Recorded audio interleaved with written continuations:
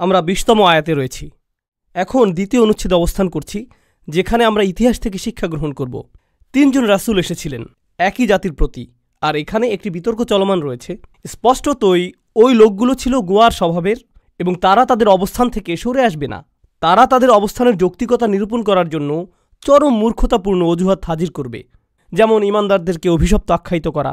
এটা আসলে পূর্বে বর্ণিত গলায় বেরি পরানো থাকা এবং সম্মুখ ভাগ ও পেছনে থাকা দেয়াল এবং উপরে থাকা আবরণের একটা বাস্তব উদাহরণ। আল্লাহ মূলত রসুল সাল্লাল্লাহু আলাইহি সাল্লামকে বলছেন যে বেয়ারা এই লোকদের সাথে বোঝাপড়ার জন্য আপনিই প্রথম নন। এইরকম লোকেরা ইতিহাসে এর আগেও এসেছে। এখন আল্লাহ বলছেন, ওয়াজাআ মিন আকসাল মাদিনাতি রাজুলুন ইয়াসআ, শহরটির দূর প্রান্ত থেকে একজন লোক দৌড়ে আসলেন। ক্বালা ইয়া কওমি ইত্তাবিউল মুরসালিন, তিনি বললেন, হে আমার জাতি, তাদের অনুসরণ করো যাদেরকে প্রেরণ করা হয়েছে। সেখানে কতজন রাসূল ছিলেন? ৩ জন। আর এখন আরেকজন মানুষ আসছেন শহরটির দূর প্রান্ত থেকে। আমি চাই যে আপনারা এখানে বর্ণিত বক্তব্যটির কয়েকটা বিষয় লক্ষ্য করুন। প্রথম যে বিষয়টি লক্ষণীয় তা হল, তিনি ছিলেন একজন মাত্র মানুষ, শুধুই একজন ব্যক্তি। ৩ জন রাসূল দাওয়াতি কাজ করেছেন, আর কতজনের কাছে তারা পৌঁছাতে পারলেন? একজনের কাছে। এই ধারণাটি কি ইতিমধ্যেই শেখানো হয়েছে? আপনি বড় সংখ্যক মানুষের কাছে প্রচার করার চেষ্টা করবেন, সেখান থেকে হয়তো একজনকে পাবেন। এটা কি আগে এসেছে?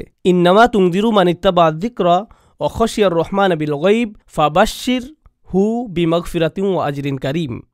আপনি শুধু কোনো একজন ব্যক্তিকে সতর্ক করতে সক্ষম হবেন যে এই স্মরণিকার অনুসরণ করবে এবং আর রহমানকে, অর্থাৎ অবিশ্বাস্য রকম করুণাময় সেই সত্তাকে না দেখেই ভয় করবে। সেই একমাত্র ব্যক্তিকে ক্ষমা ও মর্যাদা সম্পন্ন প্রতিদানের অভিনন্দন প্রদান করুন। রাসূল সাল্লাল্লাহু আলাইহি সাল্লামকে বলা হয়েছিল যে বেশিরভাগ মানুষই অনুসরণ করবে না। মনে আছে সেটা? ৩ জন রাসূল আসলেন গোটা একটি জাতির কাছে সত্য প্রচার করার জন্য। আর কতজন অনুসারী তারা পেলেন? একজন। এটাই এখানে প্রথম শিক্ষণীয় বিষয়। এটা এই ধারণাটিকে জোরালো করছে যে আপনি সংখ্যার দিকে লক্ষ্য করবেন না। আল্লাহর সাহায্য সংখ্যার মাধ্যমে আসে না, এমনকি একজনের দ্বারাও আল্লাহর সাহায্য আসতে পারে। এটাই প্রথম লক্ষণীয় বিষয়। দ্বিতীয় লক্ষণীয় বিষয়টি হল, মিন আকসাল মাদিনা, শহরটির দূর প্রান্ত হতে তিনি আসলেন। এখানে আরেকটু লক্ষ্য করুন, আরবিতে শহর বোঝাতে যে শব্দ ব্যবহৃত হয় তা হল আল করিয়া। অদরিব লাহুম মাসালান আসহাবাল করিয়া। তিনি বলেননি অদরিব লাহুম মাসালান আসহাবাল মাদিনা, তিনি মদিনা বলেননি, তিনি বলছেন করিয়া। এরা ছিল শহরের জনগণ। কিন্তু এখন ভিন্ন আরেকটি শহরের কথা আসছে, ভিন্ন শব্দ আসছে।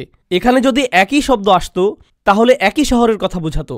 তিনি আল মাদিনা শব্দটি ব্যবহার করেছেন এবং এখানে আল মাদিনার অন্য প্রান্তের কথা এসেছে। অন্য কথায় এই ৩ জন রাসূল, এই মানুষগুলো একই শহরে বাণীটি প্রচার করে যাচ্ছেন, দিনে রাতে বারবার দাওয়াতি কাজ করে যাচ্ছেন। আর কেউ হয়তো এক স্থানে এই বাণীটি শুনেছে, এরপর অন্য কেউ অন্য স্থানে বাণীটি শুনেছে। একসময় হয়তো বাণীটি অন্য একটি শহরে পৌঁছে গেল। সেই শহরের দূরের এক প্রান্তে কেউ বাণীটি শুনতে পেলেন আর সিদ্ধান্ত নিলেন যে এটাই সঠিক জিনিস। আর সেখান থেকে তিনি এত দূর ভ্রমণ করে আসলেন। তিনি বাণীটি দ্বারা এতটাই প্রভাবিত হয়েছিলেন। গত শতাব্দীতে আসা আমার শ্রদ্ধেয় অন্যতম একজন বিশিষ্ট চিন্তাবিদ, যিনি ৭০-এর দশকে পরলোক গমন করেন, ইবনে আশুর রাহিমাহুল্লাহ, এই আয়াতের ব্যাখ্যায় বলেছেন, এটা আসলে মানব ইতিহাসের রীতি হয়ে এসেছে যে ব্যস্ত শহরে বসবাসকারী মানুষেরা বেশিরভাগ ক্ষেত্রেই ধর্ম থেকে দূরে সরে যায়। আর যেই মানুষেরা শহরের বাইরে বসবাস করে তারা আসলে অধিক সময় পায় চিন্তাভাবনা করার, অনুধাবন করার এবং প্রকৃতির সাথে একাত্মতা অনুভব করার। তারা হয়ে থাকে অধিক চিন্তাশীল মানুষ, আর এজন্যই তাদের মধ্যে আধ্যাত্মিকতাও বেশি থাকে। অপরদিকে শহরের মাঝখানে বসবাসরত মানুষেরা হয়ে থাকে অত্যাধিক ব্যস্ত, সবসময় তাড়াহুড়া, হইচই, ব্যবসা বাণিজ্য, ব্যয়বহুল জীবনযাত্রা ইত্যাদিতে রত। এ কারণে তাদের জীবনে আধ্যাত্মিকতা কম থাকে। এই আয়াতে আল্লাহ উল্লেখ করছেন, এই মানুষটি যিনি এখনও রাসূলদেরকে দেখেননি, তিনি থাকেন শহরের অন্য প্রান্তে, তিনি ঈমান আনতে প্রস্তুত। আর যেই লোকদের মাঝে রাসূলগণ দাওয়াতি কাজ করছেন তারা তা গ্রহণ করতে অস্বীকৃতি জানাচ্ছে। এটা লক্ষ্য করাও গুরুত্বপূর্ণ যে শ্রোতা হিসেবে কঠিন কারা? শহরের মানুষেরা। আপনাদেরকে ব্যক্তিগত অভিজ্ঞতা থেকে একটা বিষয় বলছি। ধরুন আপনি ইসলাম সম্পর্কে বলতে চাইছেন, যেমন নিউ ইয়র্ক সিটিতে, সিলিকন ভ্যালিতে ইসলাম সম্পর্কে কথা বলার চেষ্টা করুন, এ সম্পর্কে কথা বলার চেষ্টা করুন। আর তারপর ইসলাম নিয়ে কথা বলার চেষ্টা করুন ওয়েকো টেক্সাসের কোনো একটা গির্জায়। সেখানে আপনি মনোযোগী শ্রোতা পাবেন। কথা শোনার পর তারা হয়তো আপনাকে হত্যা করবে, কিন্তু তারা কথাগুলো শুনবে। যুক্তরাষ্ট্রের গোটা দক্ষিণাঞ্চল জুড়ে বেশ কিছু গির্জা রয়েছে যারা আসলে নিয়মিত মুসলিম বক্তাদেরকে আমন্ত্রণ জানায় শুধু কথা বলার জন্য ঈসা আলাইহিস সালাম সম্পর্কে। ইসলামিক দৃষ্টিকোণ থেকে সৃষ্টিকর্তার ধারণা নিয়ে তাদের সবাই আমাদেরকে ঘৃণা করে না। বড় শহরগুলোতে আপনি সেই ধরনের আমন্ত্রণ পাবেন না, আপনি পান না। এমনকি ইউনাইটেড স্টেটসের মধ্যেও।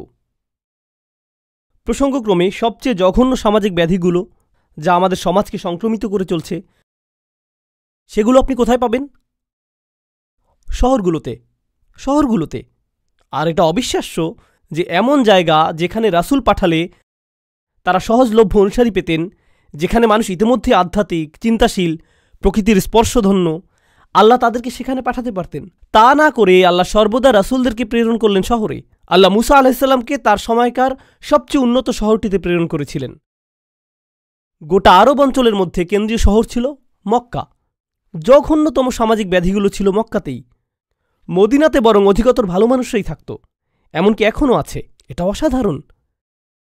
যদি চমৎকার মানুষের দেখা পেতে চান তাহলে মক্কায় যাবেন না। এমনকি সেখানকার ট্যাক্সি চালকরাও জঘন্য। তো সেই মানুষটি শহরের দূর প্রান্ত থেকে ছুটে আসলেন। আমরা দেখছি যে এটা এতটাই দূরে ছিল যে সেখানকার সম্ভাবনা খুবই কম ছিল। জানেন এখান থেকে আমরা কি শিখছি? যখন একটি সদুপদেশ প্রচার করেন, কখনোই এটাকে তুচ্ছ মনে করবেন না। সেই সময় তাদের ফেসবুক ছিল না, মোবাইল ফোন ছিল না, কোনো ওয়েবসাইট ছিল না। তারা শুধু মানুষের সাথে কথা বলেছেন, কিন্তু কথা ছড়িয়ে পড়েছিল। আর অন্য প্রান্ত থেকে একজন মাত্র মানুষ বুঝতে পারলেন যে এটাই সত্যবাণী। আর তার ইসলাম গ্রহণ করা এতটাই তাৎপর্যপূর্ণ যে মিলিতভাবে 3 জন রাসূল সম্পর্কে কোরআনে যতগুলো আয়াত এসেছে, এর তুলনায়ও তাকে নিয়ে বেশি সংখ্যক আয়াত এসেছে। আল্লাহ 3 জন রাসূলের চেয়েও তার সম্পর্কে বেশি কথা বলেছেন। এটা গুরুত্বহীন বিষয় নয়। এটা যদি গুরুত্বহীন হতো তাহলে কোরআনে এটাকে এতটা মূল্যায়ন করা হতো না। যেখানে প্রতিটি আয়াতকে নিখুঁতভাবে বিন্যস্ত করা হয়েছে, এটা বেশ শক্তিশালী একটা বিষয়। এটা আসলেই শক্তিশালী। শুধু একজন ব্যক্তির পরিবর্তনও সম্ভাবনাময়। আপনি জানেন না যে সেই ব্যক্তিটি কে। এই বাণীটি রাসূল সাল্লাল্লাহু আলাইহি সাল্লামকে সূরাটির শুরুতে দেয়া হয়েছে। এ বিষয়ে একটা উক্তি আমি শুনেছিলাম, কাম্মিন মাগমুরিন ফিল আরদ মাশহুরুন ফিস সামা। এমন কত মানুষ রয়েছে যারা পৃথিবীতে সম্পূর্ণ অপরিচিত, কিন্তু আকাশে তারা অনেক বেশি জনপ্রিয়। এমন মানুষ রয়েছেন যাদেরকে কেউ চিনে না, কিন্তু আকাশের অধিবাসীদের কাছে তারা সুপরিচিত। সুবহানাল্লাহ। এই ব্যক্তিটি, যিনি আমাদের কাছে মহানায়ক হিসেবে বিবেচিত, তার নাম হল রাজুল। কোনো এক ব্যক্তি। এই ব্যক্তিটি কোথা থেকে এসেছেন? তিনি অসাধারণ। তার কথা সূরা ইয়াসিনে এসেছে। তিনি এসেছেন শহরের দূর প্রান্ত থেকে। কোন শহর? কোনো এক শহর। আমরা কি তার নাম জানি? না। আমরা কি তার ঠিকানা জানি? আমরা কি জানি কোন যুগে তিনি বসবাস করেছিলেন? তারপরও এই বিষয়গুলোর কোনো কিছু না জানা সত্ত্বেও তার স্মৃতিকে কোরআনে অমর করে রাখা হয়েছে শেষ বিচারের দিন পর্যন্ত। যেই মানুষটির নামও আমরা জানি না, তার স্মৃতিকে উদযাপন করা হচ্ছে। তার যোগ্যতা কি ছিল? তিনি কোন মাদ্রাসায় পড়াশোনা করেছেন? কত টাকার মালিক ছিলেন তিনি? কোথা থেকে তিনি সার্টিফিকেট পেয়েছিলেন? কোন আলেমদের কাছে তিনি অধ্যয়ন করেছেন? কোনো কিছুর উল্লেখ নেই। অজ্ঞাত একজন মানুষ, যিনি ঘটনাক্রমে বাণীটি শুনেছিলেন যে একজন সৃষ্টিকর্তা রয়েছেন, তিনি রাসূল প্রেরণ করেছেন, আর এই সব কিছু তার কাছে যুক্তিসঙ্গত মনে হয়েছে, আর তিনি এখন একজন অনুকরণীয় ব্যক্তিত্বে পরিণত হয়েছেন। বুঝতে পারছেন আমি আপনাদেরকে কি বলতে চাচ্ছি? আপনাদেরকে যা বলতে চাচ্ছি তা হলো, আমরা মানুষের যোগ্যতার প্রমাণ নিয়ে অতিমাত্রায় আচ্ছন্ন, কিন্তু ঐকান্তিকতা নিয়ে আমাদের মনোযোগ এর ধারে কাছেও নেই। কিন্তু কোরআন এর বিপরীত কথা বলছে। কোরআন আপনাকে বলছে যে কেউই গুরুত্বহীন নয়। আল্লাহ এই মানুষটি সম্পর্কে কি বলছেন? তিনি বলছেন, একজন মানুষ আসলো শহরের দূর প্রান্ত থেকে, ইয়াসআ, তিনি দৌড়ে আসলেন। কখন একজন মানুষ দৌড়ায়? যখন জরুরি অবস্থা তৈরি হয়। এখন প্রশ্ন জাগে যে সেই জরুরি অবস্থাটা কি? তার জরুরি অবস্থাটা হলো তিনি দৌড়ে আসছেন। আর তিনি কি কাছে ছিলেন নাকি দূরে? দূরে। শুধু প্রথমত একটি জিনিস বলার জন্য, ইয়া কওমি ইত্তাবিউল মুরসালিন, হে আমার জাতি, তাদেরকে অনুসরণ করো যাদেরকে প্রেরণ করা হয়েছে। শুধু অনুসরণ করো যাদেরকে প্রেরণ করা হয়েছে। তাদের অমনোযোগী অবস্থা এবং সমাজের বেপরোয়া পাপকর্ম দেখাটাই তার জন্য ছিল জরুরি অবস্থার শামিল। বিষয়টা এতটাই গুরুতর যে তিনি দৌড়ে আসলেন। কিন্তু প্রসঙ্গক্রমে সেই পাপকর্মগুলো কি সেখানে দীর্ঘ সময় ধরে চলছিল? মানুষ কি সেই একই খারাপ কাজ সমাজে দীর্ঘ সময় ধরে করে চলেছিল? হ্যাঁ, কিন্তু যখন তিনি ইসলামে প্রবেশ করলেন, তার কাছে এটাকে জরুরি অবস্থার মতো মনে হলো। তিনি পাপ কাজকে গা সওয়া মনে করলেন না। তিনি অবাধ্যতাকে স্বাভাবিক বলে মেনে নিয়ে বললেন না যে এরা তো এই কাজই করবে। ও, তাদের কাছে 3 জন রাসূল রয়েছে, আমাকে আর তাদের প্রয়োজন নেই। আমি এমন কী বা বলতে পারবো যা রাসূলগণের বলা বাকি? কিন্তু তারপরেও তিনি গেলেন। আমি আগে আপনাদের একটা বিষয় জানিয়ে রাখতে চাই। আমি এই বিষয়টা পরে বিস্তারিত উল্লেখ করব। রাসূলের সাথে একজন বিশ্বাসীর তুলনা হলো সূর্যের সাথে চাঁদের তুলনা করার মতো। আর এর মধ্যে কোনটি উল্লেখযোগ্যভাবে উজ্জ্বল? সূর্য। আর সূর্য হলো এমন জিনিস যা চাঁদকে তার আলো প্রদান করে। একজন ইমানদারের ইমান উজ্জ্বল হয়ে ওঠে কার অনুপ্রেরণা পাওয়ার কারণে? একজন রাসূলের। সূর্যের বিভিন্ন পর্যায় থাকে না, সূর্য হলো ধ্রুবক, কিন্তু চাঁদের কি রয়েছে? বিভিন্ন পর্যায়। তেমনি রাসূলগণ হলেন ধ্রুবক, কিন্তু ইমানদারগণের রয়েছে বিভিন্ন পর্যায়। তো এখানে আসলে কোনো তুলনা হয় না।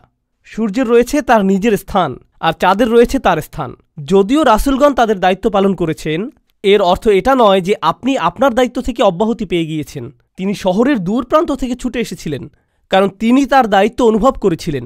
এরা ছিল তার নিজের লোক, তিনি তাদের জন্য উদ্বিগ্ন ছিলেন। ও আমার জাতি! তিনি বলেননি, ইয়া আইয়ুহাল কুফফার ইত্তাবিউল মুরসালিন, হে কাফেরের দল, রাসূলের অনুসরণ করো। হে কাফের, অমুসলিমের দল। তিনি তা বলেননি। তিনি বলেছিলেন, ও আমার জাতি! কোরআন আপনাদের বলছে যে যখন মানুষ রাসূলকে উপহাস করে, তারা কি রাসূলদের উপহাস করেছিল? তারা করেছিল। তারা তাদেরকে অভিশাপ হিসেবে বিবেচনা করেছিল। তারা রাসূলদেরকে হুমকি দিয়েছিল। রাসূলদের প্রতি যে কোনো ইমানদারের এই পরিমাণ ভালোবাসা থাকতে হবে যে তার এরকম বলা উচিত, কাফেরের দল, তোমরা রাসূলদেরকে নিয়ে উপহাস করছো, তোমাদেরকে হত্যা করা উচিত। কিন্তু এই ব্যক্তিটি সেখানে গেলেন এবং প্রথম যে কথা তার মুখ থেকে বের হলো তা কি ছিল? হে আমার জাতি! কারণ তিনি বুঝতে পেরেছিলেন যে এটাই রাসূলদের সুন্নাহ আলাইহিমুসসালাতু ওয়াসসালাম। মানুষ রাসূলদের বিরোধিতা করছে, কিন্তু এই কারণে তারা নিজ জাতির প্রতি ভালোবাসা হারাননি। কতজন মানুষ এমন করেছেন যারা দাওয়াতি কাজ করার সময় যাদেরকে দাওয়াত দেন তাদেরকে নিজের আপন মানুষ হিসেবে বিবেচনা করে? খুবই অল্প সংখ্যক। এটা কোরআনের একটি শিক্ষা যা হারিয়ে গিয়েছে। সম্পূর্ণ এই ঘটনাটি বলা হয়েছে তিনটি শ্রেণীর প্রতি, রাসূল, ইমানদার আর কাফির। আমাদের সময়ের ইমানদাররা এটা শুনতে চায় না, তারা এটা শুনতে চায় না। আমরা সকলকেই তকমা দিতে পছন্দ করি, সাওয়াউন আলাইহিম, তাদের আশা ছেড়ে দাও। কোরআন থেকে কত দূরে সরে গিয়েছি আমরা। এমনকি অমুসলিমদের সম্পর্কে যেভাবে আমরা চিন্তা করি তাতেও, তাদের প্রতি আমাদের মনোভাবেও, তাদের জন্য উদ্বিগ্ন হয়ে আপনার ছুটে আসা উচিত। এখন আরেকটি যে বিষয়ে আমি আপনাদের মনোযোগ আকর্ষণ করতে চাই তা হলো, তিনি দৌড়ে আসলেন। একটা ঘোড়া নিতে পারতেন, কমপক্ষে একটা গাড়ি ভাড়া করতে পারতেন। এটা মনে হচ্ছে যে যখন তিনি শহরের সেই প্রান্ত থেকে এখানে ছুটে আসলেন এই লোকদের সাথে কথা বলার জন্য, সেই সময়ে তার কোনো উপায় উপকরণ ছিল না, তাই না? তো এই অসাধারণ দায়ী, যিনি এতটাই অবদান রেখেছিলেন যে আল্লাহ কোরআনে তার কথাগুলোকে অমরত্ব দান করার সিদ্ধান্ত নিয়েছিলেন, তার কি পরিমাণ উপায় উপকরণ ছিল? শূন্য। সর্বসাকুল্যে তার যা ছিল তা হলো একজোড়া পা। তিনি দৌড়ে আসলেন। উপায় উপকরণের স্বল্পতা নিয়ে অভিযোগ করা বন্ধ করুন, এটা বিজয় দান করে না। উপায় উপকরণগুলো পৃথিবী পরিবর্তনের মাধ্যম নয়। আল্লাহ আপনার প্রচেষ্টা দেখতে চান, কতটুকু সাই আপনি করেছেন। ওয়াল্লাইসা লিল ইনসানি ইল্লা মা সাআ, এটা ছিল আমার গতকালের খুতবার বিষয়বস্তু। মানুষের অর্জন এমন কিছু নেই তাছাড়া যা সে আসলেই অর্জন করেছে, ঠিক ততটুকুই আপনি পাবেন। তো রজুলুন ইয়াসআ ক্বালা ইয়া কওমি ইত্তাবিউল মুরসালিন, এটা আমার পছন্দের একটা অংশ। ও হো হো হো হো, তোমরা রাসূলদের অনুসরণ করো। তিনি বলেছিলেন যে তাদের অনুসরণ করো যাদেরকে প্রেরণ করা হয়েছে। এই শিক্ষাটিকেই উম্মাহ হিসেবে আমাদেরকে আবারও শিখতে হবে। শুধু রাসূলদের অনুসরণ করো, সহজ কথা। এই ধর্মটি এতটাই চমৎকার। কোরআনে আল্লাহ আমাদেরকে রাসূলের আদর্শ দিয়ে দিয়েছেন। সেই আদর্শ স্বয়ং রাসূল সাল্লাল্লাহু আলাইহি সাল্লামকে অনুপ্রাণিত করত। আমাদের নবী অনুপ্রাণিত হতেন যখন তিনি মুসার ঘটনা শুনতেন। তিনি অনুপ্রাণিত হতেন যখন তিনি ইউসুফ সম্পর্কে জানতেন। আমাদেরকেও তা থেকে অনুপ্রাণিত হওয়া উচিত। এই রাসূলদের থেকে অনুপ্রাণিত হওয়া হলো রাসূল সাল্লাল্লাহু আলাইহি সাল্লামের একটি সুন্নাহ। আমি আপনাদের একটি ছোট ঘটনা বলছি। আমি কাউকে অপমান করতে চাই না, বিবেকের তাড়না থেকে আমাকে কথাগুলো বলতে হচ্ছে। আর আমি মনে করি আমার জীবনের কিছু অভিজ্ঞতা আপনাদের সাথে শেয়ার করা উচিত, কারণ এটা হয়তো আপনাদের উপকারে আসবে। আমি কুয়েতে গিয়ে একটা আলোচনা করেছিলাম, তো বক্তব্য শেষ করলাম। বিশাল নিরাপত্তা বেষ্টনী, সেখানে আপনি মানুষের সাথে সরাসরি কথা বলতে পারবেন না, তারা মানুষের সাথে সরাসরি কথা বলতে দিবে না। তো আমি মসজিদের অন্য পাশ দিয়ে বেরিয়ে গেলাম এবং রাস্তায় থাকা মানুষের সাথে কথা বললাম।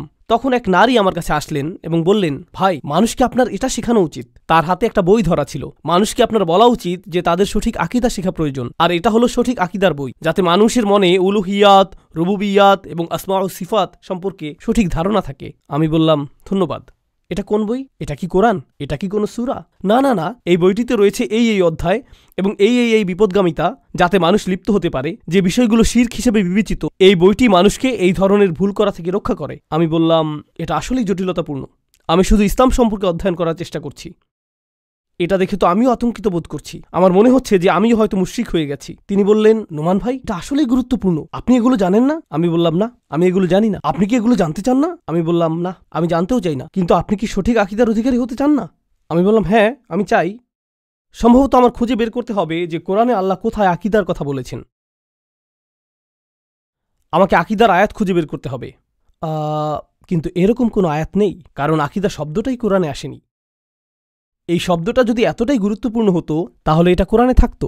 তো আমার কিছু বিপদগামী ধারণা রয়েছে, আমি আপনাদের বলছি। ধারণাটা আসলেই অদ্ভুত। আমি মনে করি যে আল্লাহ যে জিনিসগুলো নিয়ে কথা বলেছেন সেগুলো আরও বেশি গুরুত্বপূর্ণ। আমি জানি এটা ধর্মদ্রোহিতাপূর্ণ। আমার এরকমের আরও ধারণা রয়েছে। আমি মনে করি যে রাসূলরা হলেন সর্বশ্রেষ্ঠ শিক্ষক। এটা শুনতে অদ্ভুত শোনায়, আমি জানি ধারণাটা আসলেই অস্বাভাবিক। আমি মনে করি আকীদা শব্দটি কোরআনে ব্যবহৃত হয়নি, বরং কোরআনে কোন শব্দটি ব্যবহৃত হয়েছে? ঈমান। কেউ ভালো ঈমান শিখায়নি ইব্রাহিম আলাইহিসসালাম, মুসা আলাইহিসসালাম, ঈসা আলাইহিসসালামের চেয়ে। আমি মনে করি ঈমান শেখানোর ক্ষেত্রে তারা যে কোনো আলেমের চেয়ে উত্তম। আমি মনে করি আলেমদের কাছ থেকে কিছু শেখার আগে মানুষের কার কাছ থেকে শেখা উচিত?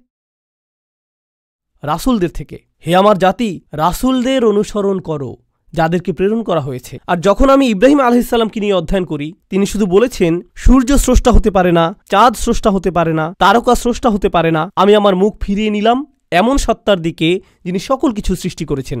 এটা ততটা জটিল মনে হয় না? আপনি আমাকে যা বললেন সেই বইটির বিভাগ, উপবিভাগগুলো সম্পর্কে, সেগুলো আসলেই কঠিন। আমি এটাও মনে করি যে কোরআনের চেয়ে উত্তম কোনো গ্রন্থ হতে পারে না। মানুষের যদি কোনো একটি বইও জানার প্রয়োজন হয় তা হলো কোরআন।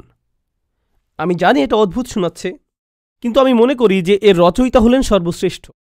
আর এই গ্রন্থে যখন তিনি আপনাকে ঈমান শিক্ষা দিয়েছেন, তিনি দার্শনিক যুক্তি টেনে আনেননি। তিনি জটিল রূপকতার আশ্রয় নেননি। তিনি বিপদগামী ধারণাগুলো তালিকাভুক্ত করেননি। এগুলোর কোনোটাই তার কাছে গুরুত্বপূর্ণ নয়। তিনি শুধু সোজাসাপটা উক্তি করেছেন, যা একজন কবি বুঝতে পারবে, যা একজন দার্শনিক বুঝতে পারে, যা একজন কৃষক বুঝতে পারে, যা একজন কম্পিউটার প্রোগ্রামার বুঝতে পারে, যা আমিও বুঝতে পারি।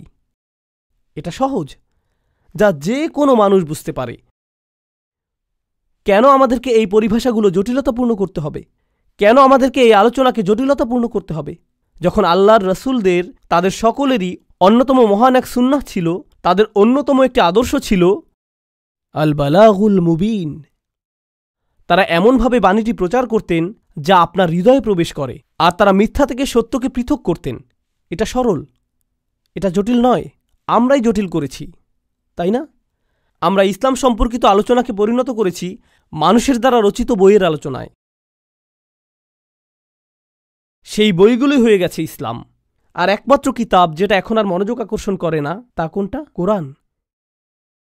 এটা এক প্রকার ট্র্যাজেডি। আমি বলছি না যে সেই বইগুলো গুরুত্বহীন, কিন্তু মৌলিক এবং সহায়কের মধ্যে একটা পার্থক্য রয়েছে, বুঝতে পারছেন? শয়তান এটা করেছে, সে এটা বেশ ভালোভাবেই করেছে। আমি তোমার কাজে বেশ চমৎকৃত, শয়তান। জানেন সে কি করেছে? সেই বইগুলো তোমাদের পড়া উচিত। আল্লাহর কিতাব হলো আলেমদের জন্য। আলেমদের লেখা বইগুলো অধ্যয়ন করো, কিন্তু আল্লাহর পাঠানো কিতাব পাঠ করো না। কারণ যখন এটা বলা হচ্ছে হুদাল্লিন নাস, এর দ্বারা আসলে বোঝানো হয়েছে হুদাল্লিল উলামা। কারণ এটা জটিল, কোরআন খুবই জটিল। আরে ভাই, আইয়ুহাল ইনসান, হে আল্লাহর বান্দা, কোরআন আপনার কাছে জটিল? আসলেই কোরআন জটিল? জিনেরা কোরআন শুনেছিল এবং মুসলিম হয়ে গিয়েছিল। পাশ দিয়ে যাওয়ার সময় তারা কোরআন শুনতে পেল এবং মুসলিম হয়ে গেল। আর তারপর তারা এ বিষয়ে কথা বলছিল, কারণ তারা এতটাই অনুপ্রাণিত হয়েছিল, আর আল্লাহ সেটা কোরআনে উল্লেখ করলেন। আর আপনার কাছে কোরআন জটিল? কোরআন নিয়ে কথা বলার আগে জিনেরা কোথা থেকে ডিগ্রি নিয়েছিল? এই জিনেরা কোন মাদ্রাসা থেকে পাশ করেছিল? কোরআনের আয়াত নিয়ে তারা কেন মন্তব্য করবে? আস্তাগফিরুল্লাহিল আযীম। তারা কি ধরনের শয়তান? তারা জিন, শয়তান নয়। আর আমরা তাদের উক্তিগুলোই পাঠ করছি।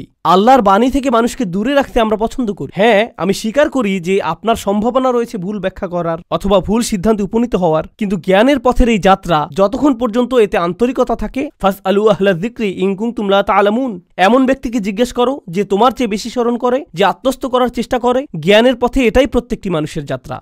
মানুষের সেই পথ কেন রুদ্ধ করছেন? এমনটা করার কোনো কারণ নেই। অজা আমি নাকসাল মদিনাতি রজুলু ইয়াসা, সেই ব্যক্তিটির এমনটা বলা উচিত ছিল যে এখানে রসুলগণ কথা বলছেন, আমার উচিত মুখ বন্ধ করে রাখা। উম্মার সবচাইতে বড় আলেম হলেন রাসূলগণ। সেখানে 3 জন রাসূল ছিলেন, তাদের মাঝে কথা বলার জন্য আমার অবস্থান কোথায়? কিন্তু তিনি বুঝতে পেরেছিলেন যে আমাকে কথা বলতে হবে, কারণ রাসূলগণকে প্রত্যাখ্যান করা হয়েছিল। হয়তো এরা আমার কথা শুনবে, কারণ আমি রসুল নই। যদি আমি বিধিবদ্ধ কোনো অবস্থান থেকে নাও এসে থাকি, হয়তো আমি ভিন্ন দৃষ্টিকোণ থেকে আসতে পারবো, হয়তো আল্লাহ এটা কবুল করবেন। অন্য যে বিষয়টি আমি এই আয়াতটির বিষয়ে পছন্দ করি তা হলো, এই ব্যক্তিটি বললেন রাসূলদের অনুসরণ করো, অথবা তাদের অনুসরণ করো যাদেরকে প্রেরণ করা হয়েছে। অনুসরণ করো, সূরাটিতে অনুসরণ করো কথাটি এর আগেও কি এসেছে? মনে করে দেখুন। তুমি শুধু তাকেই সতর্ক করতে পারবে যে এই স্মরণিকার অনুসরণ করে।